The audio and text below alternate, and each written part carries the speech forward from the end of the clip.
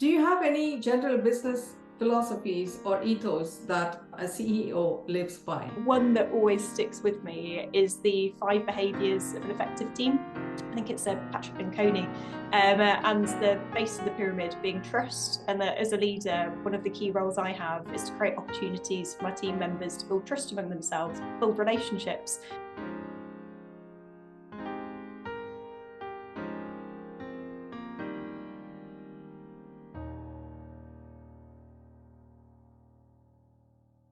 Hello friends, hope you're all well. Welcome to Chat for Chithra Season 2. I'm delighted to introduce my guest today. She is the Chief Executive Officer of the Greater Birmingham Chambers of Commerce and the youngest CEO in the 208-year history of the Greater Birmingham Chambers of Commerce, Henrietta BRealey. Thank you so much for inviting me, Chithra. I'm great, thank you. How about yourself? I'm doing very well, Henrietta. Thank you. So to get started, I was thinking about words for you, a visionary, a caring person, and a person with a natural leadership characteristic. So I'm quite eager to know about your earlier career and how did you discover your calling? Tell me something about your growing up years. What were they? Thank you. That was very kind of you to say so. So I ended I really up mean on it. my thank you. I ended up on my current career path actually back when I was at university. So growing up, I wanted to be an actress. Believe it or not. Unfortunately, what I made up for an enthusiasm, I didn't quite have an acting talent. So by the time I got to university, I was thinking, okay, this is something I really enjoy doing, but probably not something I see as a career. What is there out there for me? And I ended up joining something called the Uprising Leadership Programme, which throws together young people from diverse backgrounds who are potential young leaders to teach them how to do something that always sounds a bit terrifying, understand and access power. But it's for the good of communities. It's all about teaching young people how they can create positive change in the world around them. And it was just fantastic. It completely changed my sort of ambitions and prospects for the future. Through that, I got very interested in this thing called policy and campaigning that I had no idea about. It's not something you really find out about at school, but got very interested in that world. Had a fantastic mentor, Mark Reeves, who now works for Reach PLC.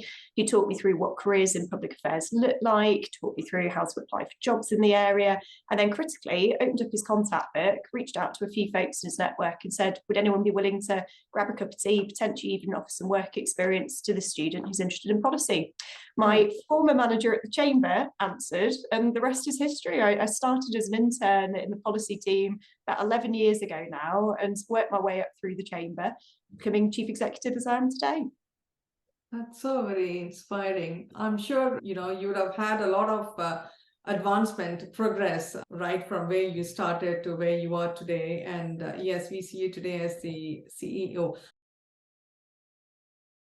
How does it feel like to be the youngest CEO in the history of the Greater Birmingham Chambers of Commerce? Yeah, it's an interesting one because I don't actually think about my age that much, sort of day to day. But it's a real privilege, to be honest. This organisation has been in business for business for nearly 210 years. We were founded in 1813. So to be the sort of latest shepherd of it, if you like, through this next iteration of the Chamber, it's a lot of responsibility and is also a pretty big honour. It's something that I'm personally very proud of. And I feel a lot of responsibility for our team. We employ around 80 members of staff. So I think, like anyone, I do a podcast called CEO Stories, and part of the reason why I do it is to ask fellow CEOs some of these questions there. How does it feel? How did that transition work for you, becoming a chief executive, and that moment where the buck stops with you? It's all very collaborative. You want to bring people together into your decision making, but ultimately the buck stops with you. And I think that the unifying factor is everyone has doubts along the way. Everyone has those moments of, my goodness, what have I got myself in for? What have I applied for? This is actually happening. What do I do now? But you only learn, you only develop if you push yourself out of your comfort zone. And I've certainly felt that over the last sort of 18 months that I've been in the role, that some of the early uncertainties and nervousness I had around the role has actually disappeared in some ways. I've learned about new challenges, new ways of looking at things, and generally developed very quickly in the role. And I hope to continue to develop and learn over the coming years as well. That's very interesting because you were appointed as a CEO at a very, very challenging time. Maybe it's just at the beginning of the pandemic, if I may say so. It was just as we were coming out of it. So it was April 2021.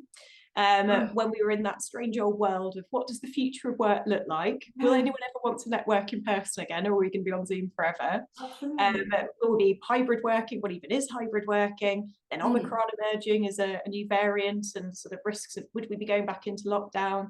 Global mm, supply chains starting to reopen. So a time of complete change, which in some ways was unnerving, being a mm. first-time chief executive in an environment that even seasoned chief executives Yeah, were going, well, this is all a bit new. We don't sure. quite know how to manage this.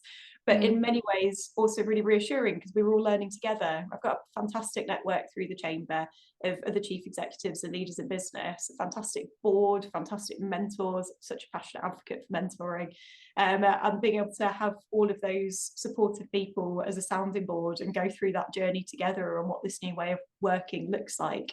As I say, as well as being a challenge for being very new, also really positive and a really nice opportunity to build that new way of working together. certainly.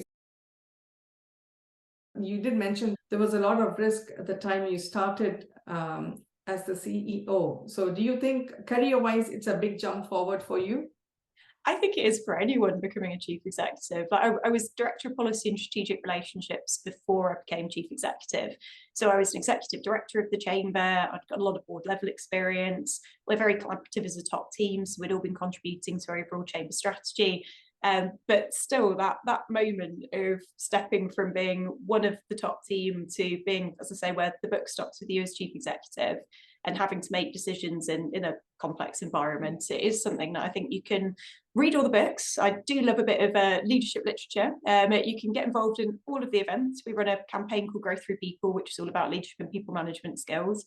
You can ask all the questions people in your network, but you'll never be totally prepared for it. You've just got to take that step and go through it and learn as you go. Fantastic. Yes, I think it's important to hear the views from your colleagues and from your team members, and going forward, what are the things that you need to bring in into the team in order to make proper decisions going forward, right? Absolutely. I think that collaborative spirit.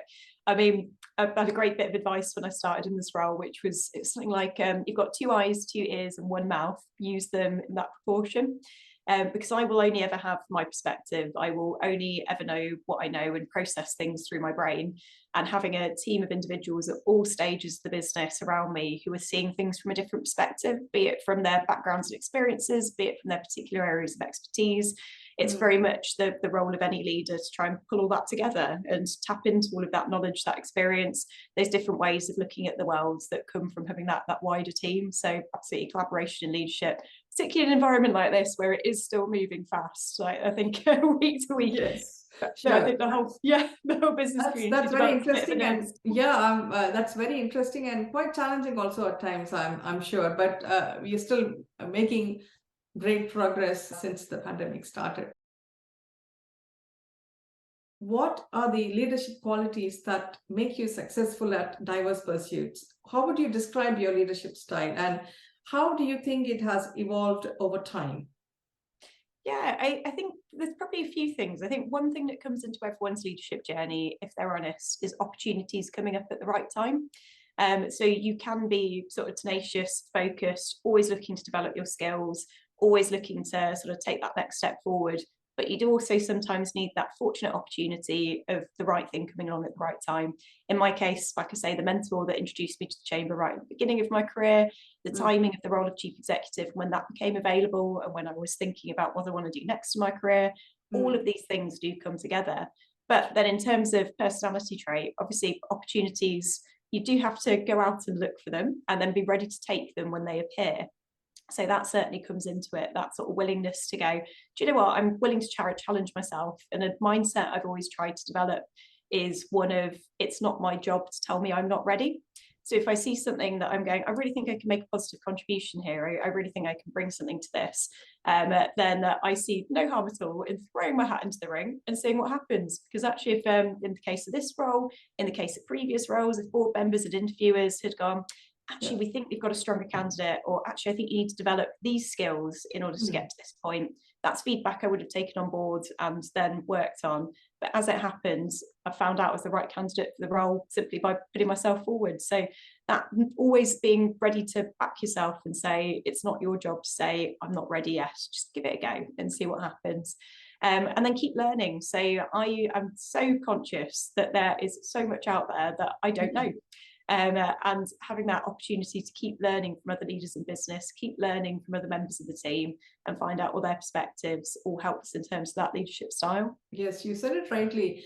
You need to identify the opportunities. Learning is it's a lifelong process, right? Yes, it's all so very interesting and motivating as well. As a leader, you have set your own style, I'm sure, within your organization, and inspired many other women. What do you think going forward would be your advice to young women out there who would like to perhaps follow your steps? So definitely find your mentors and advocates, find people that you can learn from, act as a sounding board on your career. I have a wonderful husband and a wonderful family, but they are not there to give me advice on my career and listen to my concerns and all of that. They're there for me as a person, not for me as the representative of the business community, if that makes sense. So finding those mentors and advocates who can help act as that sounding board, help guide you in particularly those early stages of the career, but also anytime you're taking that step up and entering uncharted territory. I think that is critically important. And then also that, like I said, that back yourself. I think we're often our own worst critics. And I'll admit, even every time I've applied for a role, I've half convinced myself, well, I might as well, because I'm probably not going to get it anyway, right? Someone else is going to get it, but I might as well apply for it, because otherwise I won't know. I haven't necessarily gone in going, I am going to get this 100%. But I think that's something that we can all look at in ourselves and go, well, actually, why not? Why not give it a go? Why not push ourselves? That's what we want. And it's also okay not to want that as well. It's okay not to want to go into a leadership role or to focus on different areas of life or specialisms, etc. It's very much down to what the individual wants. But yeah, that finding your mentors and knowing that you can back yourself, put yourself forward, and it's a good thing to step into the limelight rather than something to shy away from. Absolutely. I completely agree with you, because we might be talented, we might be skilled in whatever we want to do, but a mentor in our lives certainly will make a huge difference. If you were to write a book about your life, what would the title be? Stop worrying, just go for it. Fantastic. What pushes you out of your comfort zone now? I like getting things done. I like having ideas and making those ideas a reality. So constantly sort of thinking of the outcome of this could be incredible. How do we get there? And then not being afraid to take those steps, do what needs to be done to get there to make it a reality. You become what you believe. And this is one of my very favorite quotes. What are your thoughts on this? That's absolutely true. I am so privileged to meet so many leaders across the business, civic, public sector, all sorts of different communities. And one thing that I find really interesting is, okay, occasionally there'll be individuals where you go, my goodness, you're practically superhuman. How do you do this? But for the most part, they're normal people. They're normal people who've worked hard. They've pushed themselves. They've built a career path. They've had opportunities that have come up along the way and taken them. But they're normal people. And if you have the mindset of, I can't do that because I'm not exceptional enough, or I'm not this, I'm not that, then it will become true. Whereas if you have the mindset of, why not me? Why not give it a go? Why can't I develop those skills? Then it opens you up to a whole new world of opportunities. What are your goals going forward? What do you plan to achieve in the next 5 to 10 years? Well, I think we've got two sides for me. So one's from the business side. So the Chamber has a 3-year business plan and strategy, where we've got a number of different programmes under core themes and ambitions. So customer, culture, community, commercial and core are our 5 ambitions. Believe it or not, we're a chamber. We like words beginning with C. You'll tell this is a common theme. And we've got some great projects underway, including everything from looking at our physical premises through to our digital transformation work. So lots of activity there that we're hoping to achieve over the coming years, along with a complete people plan within the organisation. But then on the personal side, also from my personal journey, also looking at hopefully in the next 5 to 10 years, starting a family, experiencing a whole new side of leadership as a woman in leadership with family. And I'm very lucky again to have wonderful mentors, colleagues, members of the business community who have experienced those two sides, who I'm looking forward to learning from as I go through that journey over, hopefully, the coming years. Fantastic. I wish you really all the very best. We now move on to the second section of the chat, which is called the lighter side of you. How would you describe yourself in 3 words? Focus, hopefully with a sense of fun, and quite determined, I guess. What is that one social change around you that you would like to change? It would be to create that greater connectivity between people in all sorts of different walks of life with young people today, so that it can better shape their aspirations and create opportunities for them to exceed far beyond what they think they may be able to. What is your number 1 priority for the business right now? To be the best we can be in representing the local business community. It's, like I say, a strange odd time. We've got lots of opportunities and businesses doing well on the one hand, and then some real fundamental challenges, and navigating those two sides, championing, celebrating the local business community, not talking us down on the one side, but on the other, really standing up for, banging the drum, calling for the urgent needs for action in the areas that need to be done, getting that balance right and achieving real results for the business community would be my number 1 ambition. Do you have any general business philosophies or ethos that a CEO lives by? One that always sticks with me is the 5 behaviours of an effective team.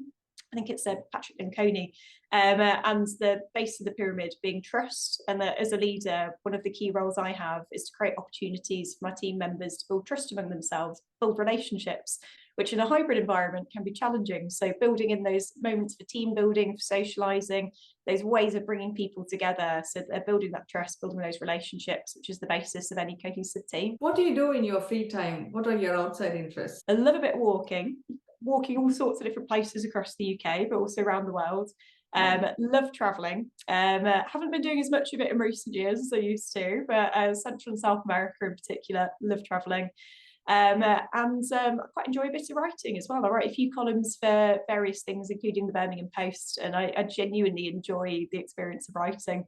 And sort of articulating thoughts to get points across. What's some of the best business advice you have ever gotten? When you're in a leadership role, you can do almost anything, but you can't do it all at once. So even if you've got a big vision for where you want an organisation to get to, you've got to break it down, shrink it down into ways that are going to be manageable for the team to develop to. Obviously ensuring that they're bought in and understand and bought into that vision, have their chance to feedback on it, making it a journey rather than a single step. What does your typical day look like for you? Very varied, which is part of the fun. So it can be, in terms of activity, external meetings with everything from local authority, combined authority, MPs on sort of acting as that representative for the business community, feeding into key boards and groups, meetings with local businesses on their priorities and how we can help achieve them as a chamber, in particular around connections networks, and making sure they are talking to the right people and finding those business opportunities in the local area. Meetings with the team in terms of our strategy and how we move things forward. And then I'm a big fan of meetings and emails are enablers of work. They are not work in and of themselves. So they're making sure built in time for that follow-up to really make sure what we need to get done does get done as effectively as possible. What motivates you, Henrietta? I absolutely love seeing something just go from a concept to successful delivery and seeing people get behind it. I think that's something that really does motivate me. I also love seeing my team develop. So as members of the team who perhaps have joined, not different to myself, starting as an intern or in an entry-level role, and seeing them step up in their careers and develop through the organisation, it's such a source of pride to me. Because it's something where I sort of see that journey and want to pass it on to others who've been able to do it myself here. What's your favourite cuisine? Favourite food? I eat everything. For variety more than anything. Favourite food would be eating something different every week. Would there be a day where you would be away from all the tech gadget? Not as often as I should, probably. But whenever my husband and I love doing sort of walking weekends away, and whenever we do that, it is completely switching off. Being out and about in nature, not being on devices, etc., which is always very good for mind, body and soul. So with this, we come to the end of a very lively chat, and I want to thank you for your time today. And I wish you all the very best in the coming years for a very successful future ahead.